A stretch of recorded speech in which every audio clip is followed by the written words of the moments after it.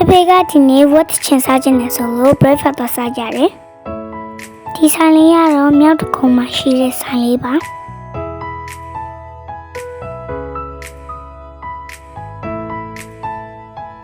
ဆိုင်လေးကတတိလေးပဲမဲ့တတရရလေးနဲ့အရင်လာပါတယ်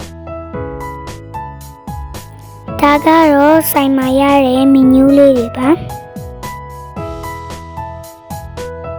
ဒါမမေစားတဲ့မီးရှိပါသမီးကတော့မမေထဲရပါတယ်ကြက်သွေးလုံးလေးတွေကိုယူစားလိုက်ပါတယ်